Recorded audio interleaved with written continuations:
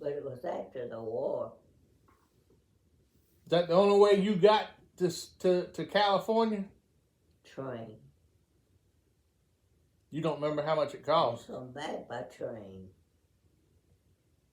Both ways.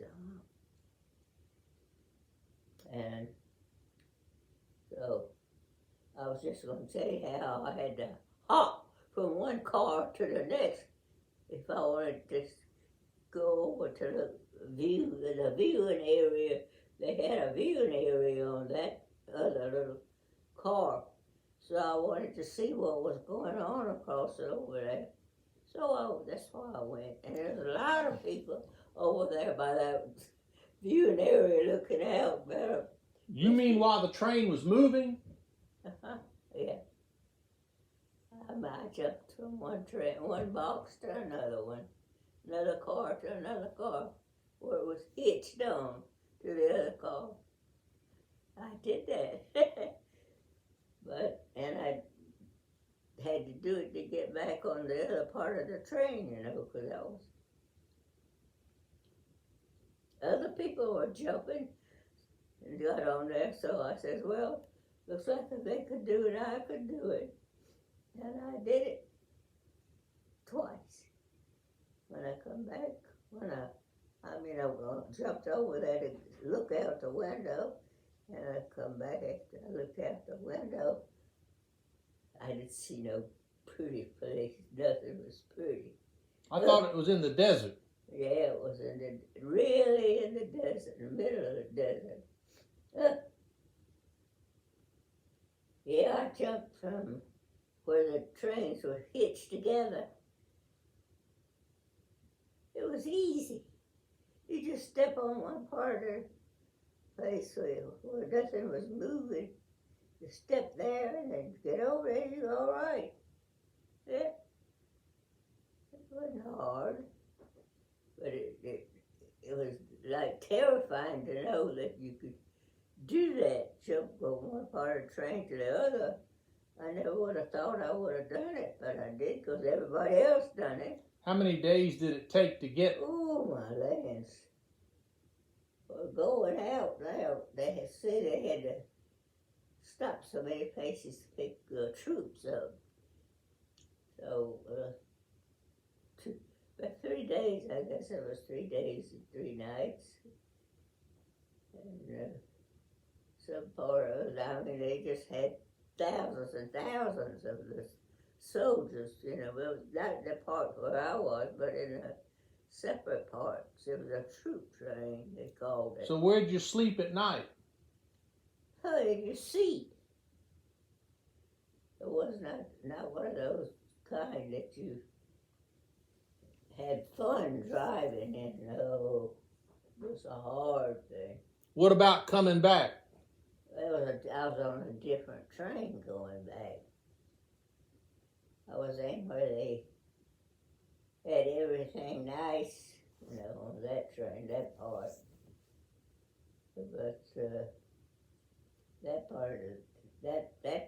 that train there, we've had to pay more. The other was just a troop train. I don't think they paid anything when they put me on that. I don't remember that they did. Because I didn't pay anything going or coming. The company paid it? I worked for the Western Union. The company paid it. Yeah.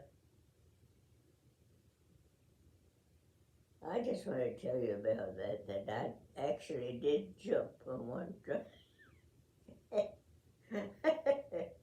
was hitched together. Yeah. I never thought anybody could ever do a thing like that, but we did. I wasn't the only one. There's a lot of people that did that, but all wanted to look a little bit outside. But on the part where we were, you couldn't see nothing because of the black smoke. Couldn't see nothing. Why was there black smoke?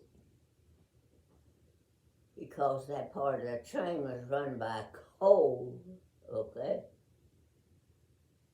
coal, COAL, that kind of coal. But that's the one that I went back on. I don't know why, but it was different altogether. Maybe it was a steam engine. I don't know. I don't know. I just remember that part of it. But that it was really not. Did y'all stop in any cities along the way, or you just No, it never on the stopped? way. See, coming back, I had to get off the train in Chicago because that part of the train was going to New York. I was going to South Carolina, so I had to get on a different train that went south.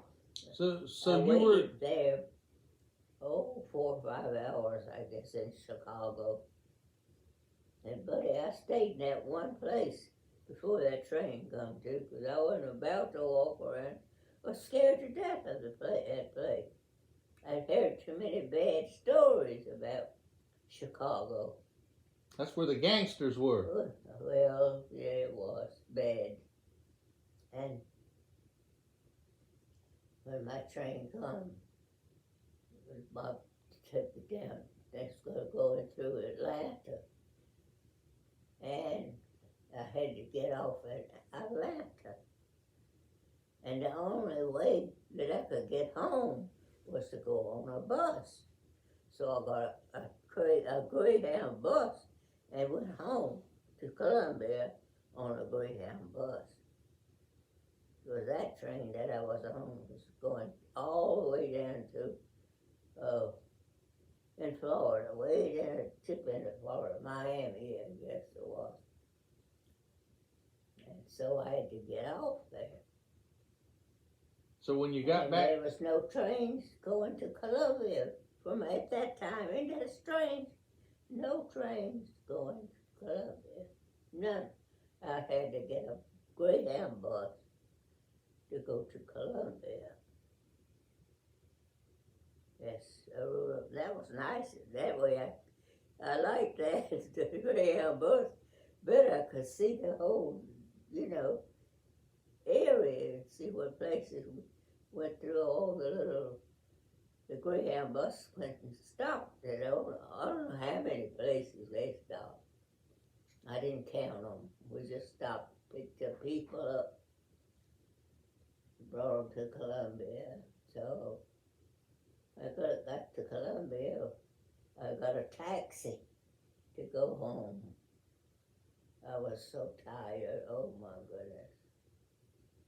I guess your mom and dad were glad to see you. Yes, they were glad that I finally got back home. And I told them I was never going to go back to California ever again. I was glad to get back home to South Carolina. Yeah, the Greyhound bus went all over in all kinds of little old places. Oh, everywhere. Would stop, pick people up. Where did you go to work when you got back to Columbia? I still work for Western Union.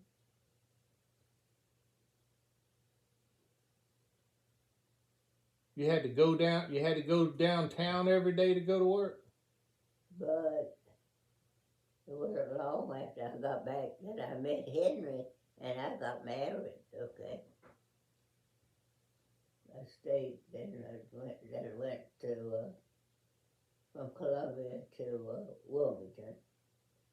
And that was my home for a good many years. Before your father decided that he wanted to come back south. He wanted to get out of Wilmington. Mostly because of the gangster buildup from Pennsylvania, Philadelphia. They were coming in and invading he told me they were invading Wilmington from the gangsters from Philadelphia. And he saw that Uncle Frankie saw your brother Louis fooling around with a crowd of those people. He told me. Your daddy told his father that, and their daddy came right home and told me we're moving. And I says, moving where? I thought he meant to another little house or something. Oh, we're gonna move south. Maybe go to Florida to live. But he had been stationed in Florida and in South Carolina for a couple of years, like. And I says, well, why? And then he told me why. Because he wanted a more peaceful place to live in than here. That for you children, it's a bad place, he says, for you to bring children up. That's what he told me. I says, well, what are you going to do?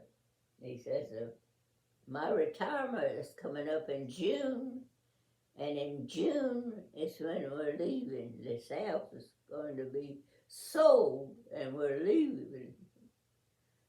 Oh, I thought it was terrible because I loved that house. It was a beautiful house.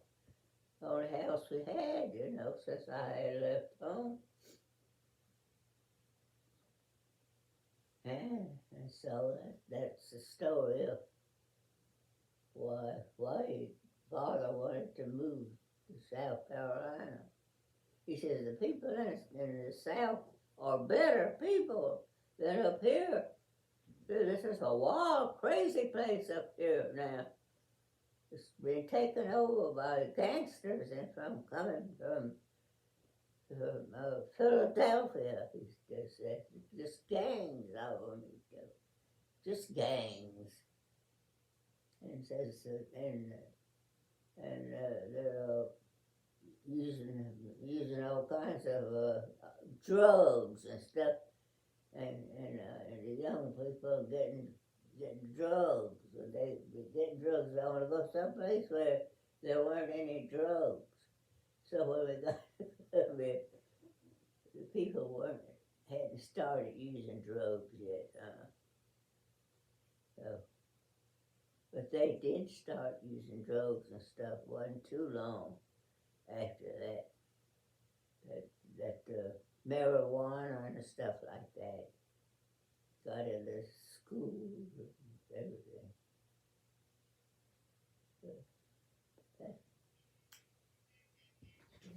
That's the story of that part of my life.